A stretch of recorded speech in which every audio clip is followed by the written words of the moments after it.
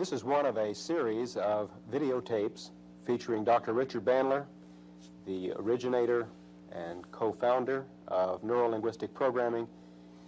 And sitting here with me is Michael Sajace, who's going to help in narrating these films today.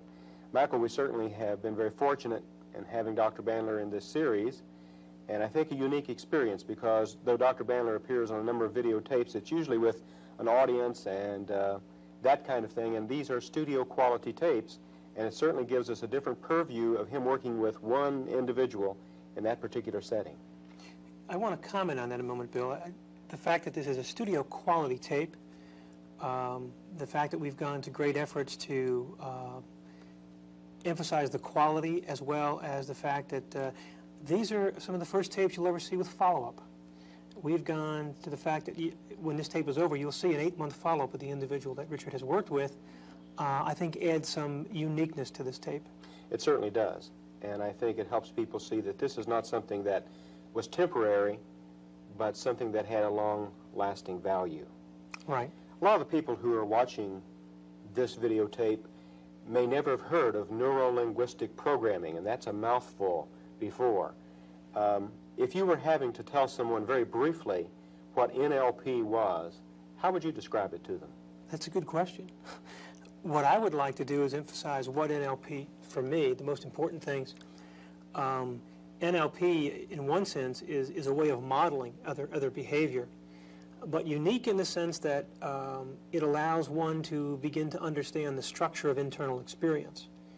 And what I mean by that is that our experiences are made up of visualizations and auditory experiences and feelings, and NLP is the first model that I know of that has been able to look at the relationship between how we neurologically process information and its effect on our behavior and our feelings. So the emphasis being on internal experience as opposed to just looking at external experience. Well, the emphasis of how our internal experience or how we process information affects our external experience and our interaction with other people. All right. Specifically, as you watch Richard work with Susan in this tape, he begins to explore, if you will, her internal experiences, her visual images of how she sees herself in these situations that bring on these uncomfortable feelings, as well as how she visualizes the experience. He does do a great deal of work with her visualization patterns. Yes, he does. And they seem different than just saying, do you see something? He does a lot of changing of patterns. There's a word in NLP we call submodalities. And what that word means is if you take a visual field or take a picture, there's a number of ways you can adjust a picture. You can make it bright or you can make it dark. You can increase its size. Sort of like you work a television set. Precisely. It's like having fine-tuning. You know, you can adjust the clarity of the picture. You can adjust the distance of the picture. And as you will notice, as Dr. Bandler begins to ask her questions to elicit information, you'll notice her feeling and her experience begins to change as he adjusts that internal image. And NLP is the only model that I know of that gives you that technology to begin to understand and give you the tool to begin to alter internal experience so rapidly. So it'd be very helpful, I think, for those viewing the tape to look at the manual, because the manual will be more explicit of the submodalities, as you've called them, so that one might be able to look at the tape and know not only what to look for, but how to find it. Precisely. So that would be a valuable asset for them. As people look at this tape, there's certainly a lot of things in the manual that they can look at and utilize, but would there be any other thing that you would particularly want people to be sure as they're viewing this that they ought to be aware of? I would suggest that people listen for and look for two things specifically as they watch Dr. Bandler work. One is to notice Susan's eye accessing movements and her behavior as she tries to get or elicit the information that Dr. Bandler asks for, but also begin to look at how he systematically elicits information from her to find out what it is that creates the unpleasant experience. It's almost like Richard is wanting to talk about the difference that makes the difference. And what is the difference in this situation that for Susan allows her to not get so upset about an experience? And then once he understands that, he begins to change what that pattern is, how she goes about that. That's right. And once he begins to change that internal pattern of experience, the external behavior is subsequently going to change. And we will hopefully see that in the follow-up that we do at the end of the tape. And now we'll turn to Dr. Richard Bandler as he works with Susan. Okay, Susan. Now, why don't you tell me what it is that that you would like? See, I don't know. We just got brought here and wired up, and Right. So you have to give me a hint. Okay. I have a problem with a fear that is almost disabling to me at certain times. When I have it sort of go into panic attacks, what I would like to do is distance myself so that when I'm in the situation that I wouldn't experience the fear to the degree that I have it, where I could control myself and make better decisions. Is the fear appropriate? It's not like you're it's not like you're afraid of dust under your bed or something like that. No, it's a fear of loss. It's a fear of losing friendships or close relationships. Even when I anticipate a loss that isn't even real, I get a panic attack. Then you don't have to worry too much about being. The situation that you're worried about being in is the one of anticipating and thinking about the loss. Right. I guess, yes. Do you lose a lot of friends? No. I was going to say maybe I wouldn't hang around with you too much. No, I really don't. Yeah. And See, when you first said loss, you know, I grabbed for my wallet here. no, it relates though to people and not possessions. And so it's mostly about animate things. Yeah. Okay, let me ask you a question. If I was going, let's say I had to fill in for you, okay? How do you know when to have the fear? Well, I mean, how do you do this? okay. Can you do it now? Yeah. Okay, If well- someone, well, I can in a way. For instance, if you told me that you were going to be here to meet me for this session, and we were very, we were close friends, so that it mattered to me, and then you were late, and It's been known to happen. yeah, but I might think that you weren't coming at all, and I would begin to get a panic attack.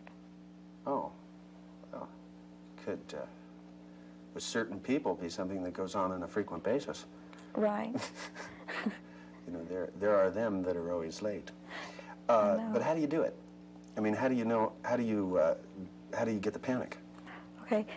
You mean what feelings do I Well, have? I mean, let's say I had to fill in for you for a day, okay? Uh-huh. And right, and so one of my parts of my job would be if somebody was late, I'd have to have the panic for you. Right. Okay, what do I do inside my head in order to have the panic? Okay, you start telling yourself sentences like, Got to talk to myself. so-and-so is late. Look, they're not here. That means that they may never come.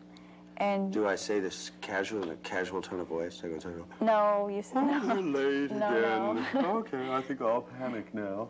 No, you start out slowly, Slowly. because you start saying, well, they still have time. It's time.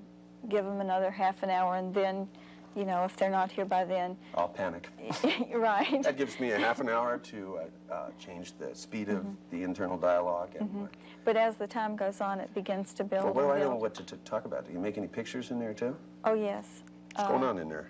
Pictures of whoever it is that isn't there. Maybe pictures of them. Pictures of whoever it is that isn't Well, there. of the person that should be coming that hasn't Okay, come. well, what kind of pictures?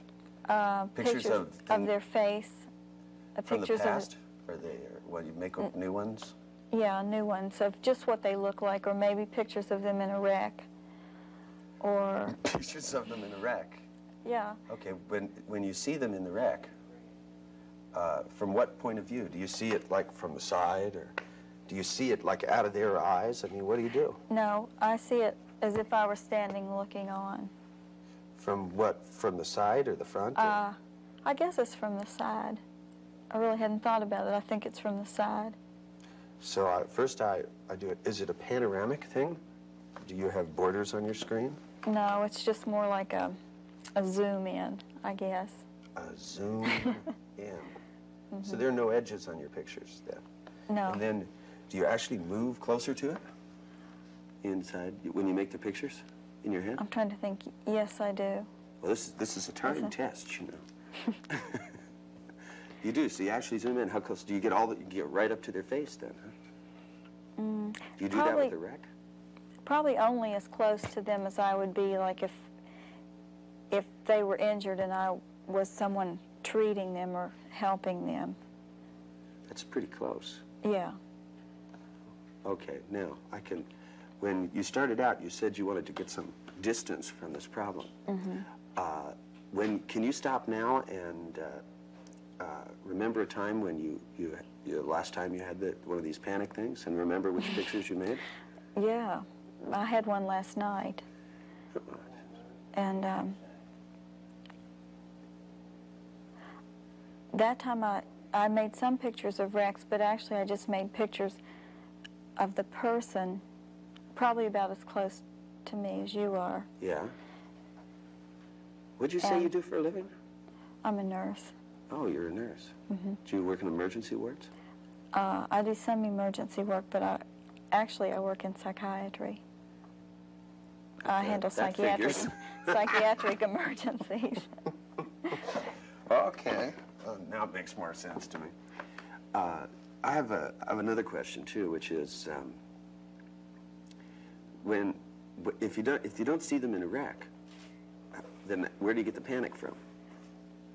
Well, the other thing that I see besides the person who isn't there is I see myself alone and lonely. From what position? In that case, I'm looking through my own eyes out at the world. You're looking through your own eyes out at the world, so you're not seeing yourself then? Occasionally, I guess I see myself standing there sort of all alone in my house. But other times it's like just the lonely me and more like feelings, sort of looking out at the world. Looking down, do you see the planet down there? No, just as you would if you were like standing in your yard or something. And there was nobody there. Right. Okay. Well, let's see here. I tell you what, let's try a little experiment, okay? Okay. You like to play? Sure. Okay. Now, when you remember what you did last night? Okay. At what point do you begin to feel the panic? When I think that the person is later than is reasonable. So, you know, a lot of times I can say, well, I need to cut them some slack and allow some distance. I mean, allow them some time. And then I start thinking, they'll never come, they'll never come. Oh, that's good. That ought to work. And then I really get worked up. Yeah, then if you say they'll never come, then of course you have to make pictures to justify how they wouldn't get there. Like a wreck or something. Yeah, a wreck, or even just to see them like go into their own home or something like that and not, you know, not keeping their appointment or whatever with me. And you panic? Okay, now, if you were to have distance, how would you know if you had it? Well, I believe I wouldn't feel those feelings. I'd have confidence, some self-confidence, and I think I could say to myself, well, you know, just because they're not here now doesn't mean that you've lost them, and it really doesn't matter. Maybe something else happened. And also, you can go on, you know. So what if they don't show up? You can go on. So, if you were, because, I mean, you know, you've obviously mastered this. By the way, do you know that this is an accomplishment? You mean to master the panic? Well, I bet you a lot of people here couldn't panic. Probably not. Not like I do, I'm sure. Well, yeah, I mean, it's like everything else. It's learned. Don't twiddle your mic cord there. The people back there are going to start yelling at us. The thing is that there's a real difference between my view of people, which is that one of the things about people is that they're such exquisite learners. And I'm always amazed at how people can learn things so quickly. A lot of what they learn is not worth having learned. I mean, think about how many futile things you've learned. But the fact that you can learn all those things is really impressive. For example, can you stop now and remember the same pictures that you were remembering last night and get back the feelings of panic? Yeah, Okay. pretty much. Okay, now, take the picture and literally zoom in closer. Okay, I'm going to close my eyes to do this. All right, you can close your shut eyes. out the light. If you do, everybody in the room leaves too when you shut your eyes. Right. It's the ostrich complex. That's right.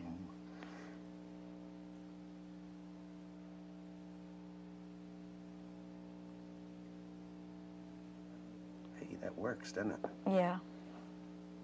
Now, rest of these people here, they can't do that. With your eyes, you can stop, and by literally zooming in on that picture, it's like a zoom lens, isn't it? Mm-hmm. As you zoom in on that picture, you get panic. Right. Now, go back to the picture real close and try unzooming it.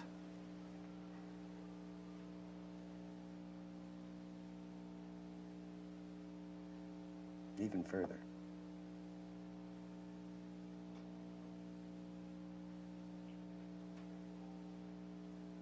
And further.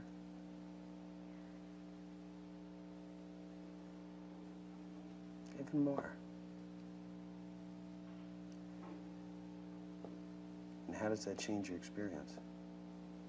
You don't feel as panicky. Okay, now, let me show you something else. Go back and look at it again from the distance. Now make the picture darker. You know, you ever seen a brightness knob on a television? Turn the brightness down.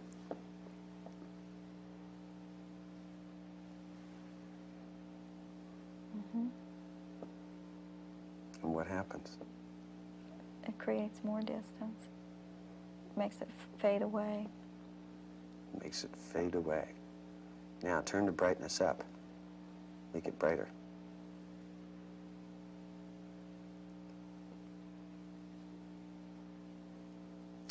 You do this real good. You're fast.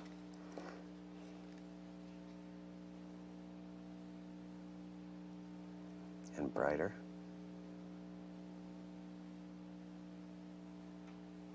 Now make it closer.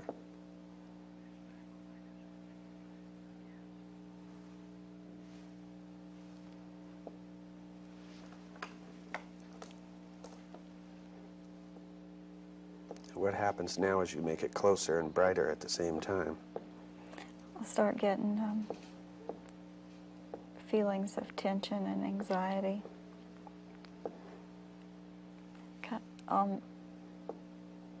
It works. Now, the only difference is this time you did it deliberately. See, I have this saying that I tell people, that your brain is an amazing device in the way that it works. The ability that people have to learn is phenomenal. And the thing about people's brains is they're going to learn on and do things whether or not you're doing it. Because, see, most people don't act with volition. And they kind of act like their brain is not something that they can use. I mean, your hands move whether you think about them or not. And if you stop, say you accidentally sat back and placed your hand somewhere that was a little bit too warm, you would go and pull it away, right? Now, you can even voluntarily take it and put it close.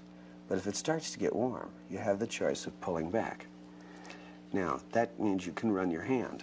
Some people better than others. You know, I have a friend who comes over and breaks my glasses constantly. Not these kind of glasses, but the kind on the table. You pour him a glass of wine and he reaches for it and his hand inevitably knocks it over. He has not learned to run his hand yet. But yet, he won't say that he doesn't have the choice of steering it. With people's brains, I always ask them the question, who's driving the bus in there? Because, see, if you don't run your brain, see, you know, they get mad at you and they go, let's scare the hell out of her, you know. They even do it in the middle of the night. You're laying there all by yourself. Everything's cool, and suddenly your brain, you know, nothing's happening, so it shows you some scares the shit out of you. Yeah. Or you're sitting around and brain goes, well, let's juice things up a little bit. Let's show her some past unpleasant memories and, you know, get something going on. But it doesn't mean anything more that if you're capable of reliving a past unpleasantness, you have a photographic memory. You could use that.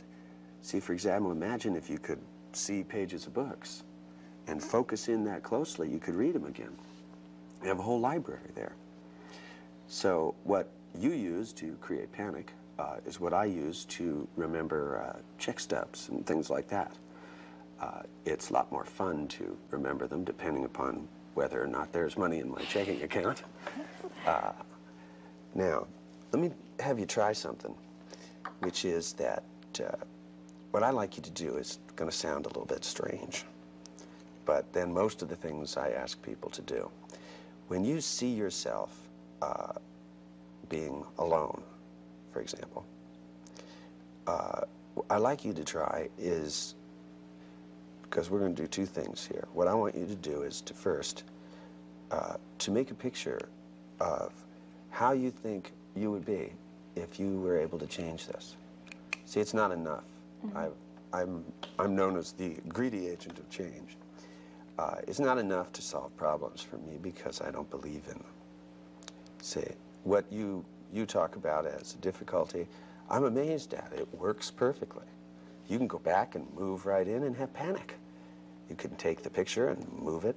See, for example, go ahead and make the picture bright and focus in on it. Try, close your eyes again and move right in. And as you approach very closely to it, you begin to feel the panic. Okay, what I want you to do is to see in the small lower left-hand corner a little tiny dark square that has a picture of you the way you would be if you had made this change. And it's real dark and in the corner, but suddenly the big picture begins to get darker, and the other one begins to expand and become brighter until it fills the whole screen. But you can do it faster than that. There you go. Hurry up. Until you can see yourself the way you would be. Like that? Now, what I want you to do is the exact same thing, and I want you to do it 5 times real fast. Okay? But I don't want you to shrink that big picture down. I want you to do blanks, you know? You got blanks in there? Is your blank black or white, by the way? I'm taking a survey. Oh, I guess different days it's different. Yeah. White today, I guess. All right. It's good. We're in the South here. Okay, 5 times. So you go, do it once, Okay. do it again, do it again.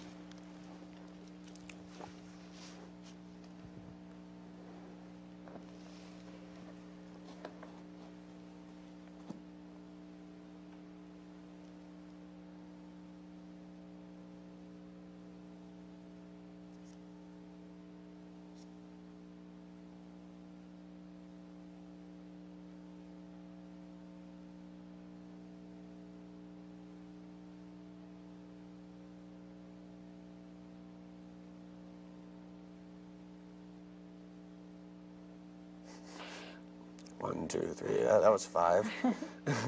Lost count there, huh? Yeah. Okay, now, what I'd like you to do is to go back and do it 3 times, only this time I want you to do it real fast. Just whoosh. Don't take any longer than that. Okay. It's the amount of time I want you to take.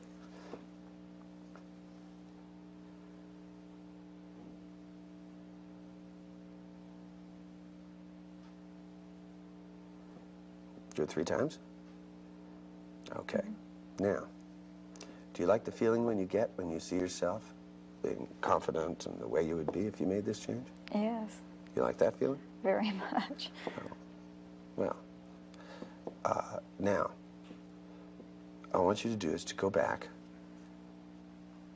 to the memory last night and remember the panic. In other words, go back and do the thing that would build the panic.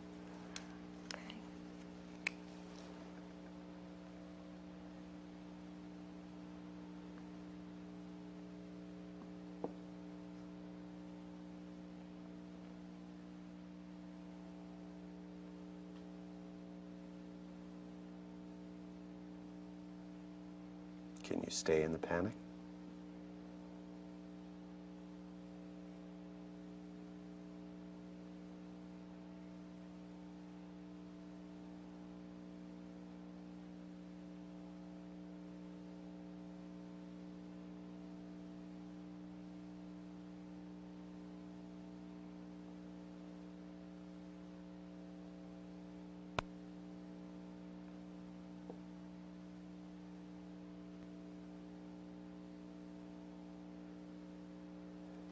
Now, put the little square in the corner. And this time as the square expands, the other square, the larger one, I want you to have it move backwards as it fades. And I want the other one to come closer as it expands.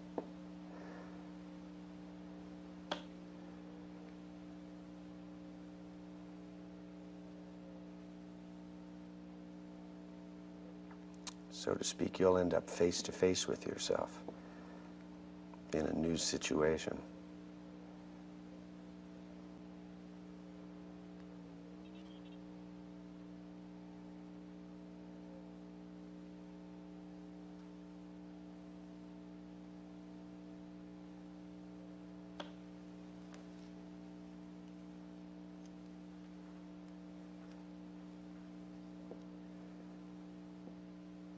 How does that feel as you get there? It feels a lot better. Okay, now I want you to do that 3 times very rapidly. Okay. So I told you there were 2 things that we had to do. Yeah, This okay. is number 2.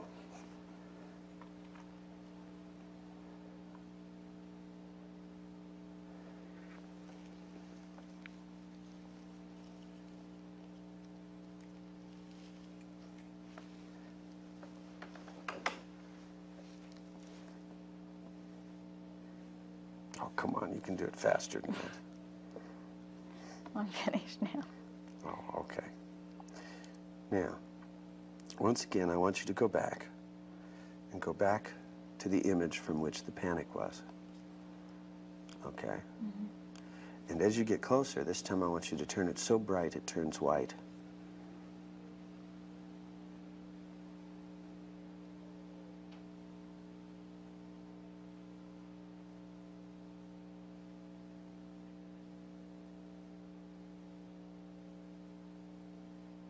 And then make it dark. And as you make it darker, in the lower left-hand corner, the other image will expand and get brighter as it expands till it fills the full screen.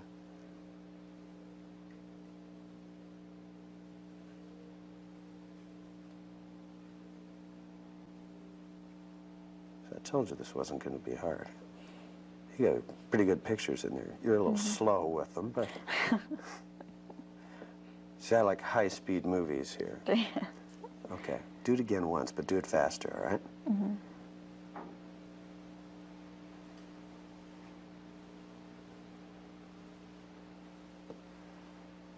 All right, now, you go ahead this time and go back and look at that panic and see if you can hold it.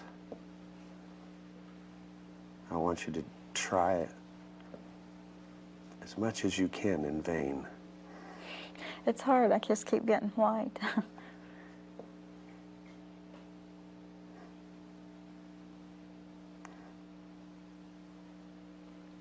What do you mean? You I'm just... having trouble doing it. Well, I thought you'd mastered panic. I am a master at panic. Well, go ahead. Right now, all I'm getting is white. Oh, now, well, go ahead. We'll pick a different time. You must have panicked more than once. Yeah.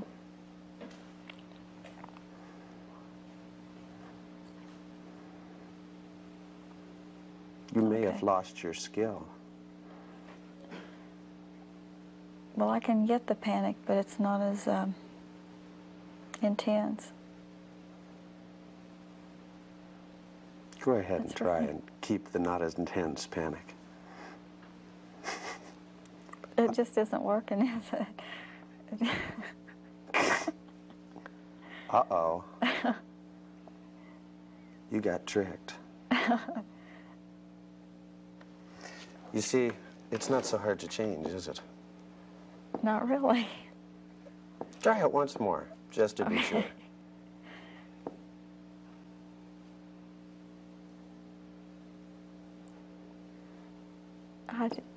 I really just can't do it. And with utter confidence.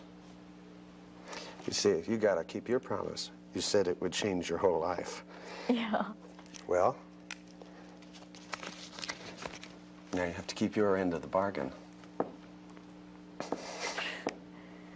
Well, I think if I don't have this problem, that it is going to change because it's going to affect You got a everything. new one. You're not going to be able to do it. That would be wonderful. Try it. Well, I have tried it. I Try it can't. right now. Yeah, I just can't get it. I just can't get it. Well, if it was so easy before and it's so hard now, that's an indication. You can go try it in the real world. I tell you what, why don't you go outside by the coffee machine and I'll meet you there in 10 minutes. Okay. Okay? Mm-hmm. Thank you. Fine. Thank you.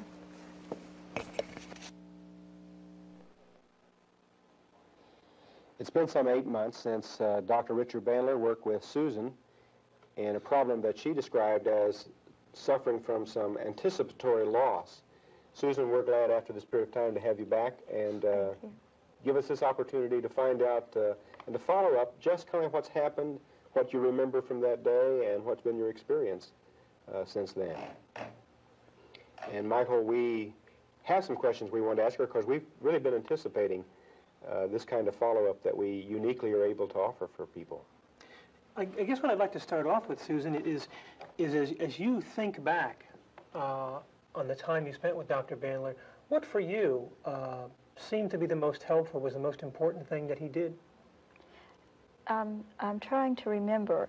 It's a little difficult for me in a way to pinpoint anything, but I guess the one thing that I do remember is whiting out the bad picture of me and also blowing up the vision of myself as I want to be. And it's much easier for me now to visualize myself as I would like to be. And that's really about all I remember from the session. How specifically are you different now? When let's say you get into a situation where someone is maybe 20 minutes late to meet you for a luncheon or for a meeting. How are you different?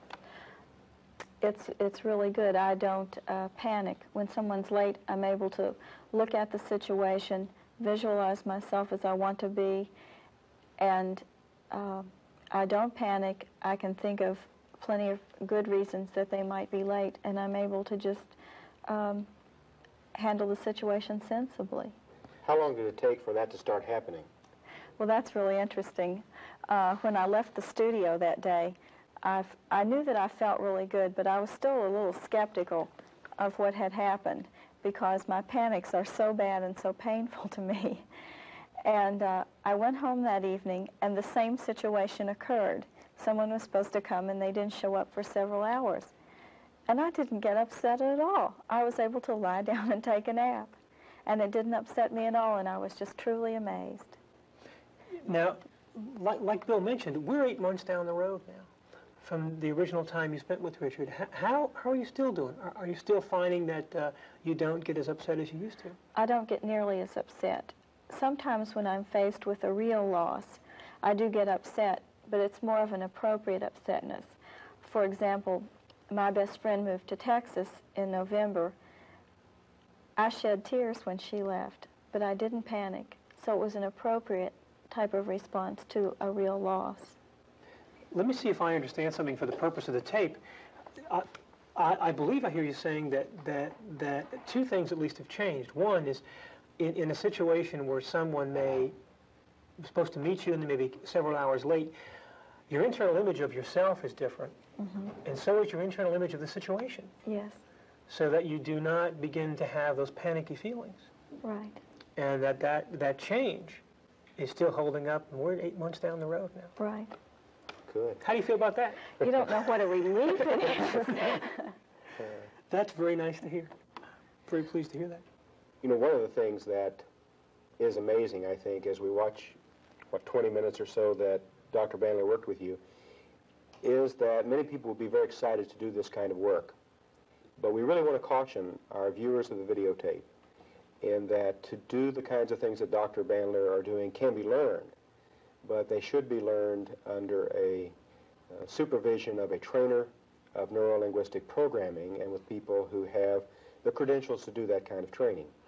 We're going to, at the end of the tape, show you some of those different resources that are available in learning NLP, and we certainly, again, want you to look at the manual for some more specifics about the training in neuro-linguistic programming. Michael, do you have a closing thought yourself? The only caution I would add in closing the tape is when you watch Richard work with Susan, he makes it look so simple. And what he's actually doing is very sophisticated, and I think it's important that people enjoy the tapes, use them as learning tools, but be sure to spend some time with someone who is certified as a trainer in neuro-linguistic programming before they begin experimenting on themselves or other people. Susan, thank you very much Thank you. for being with us.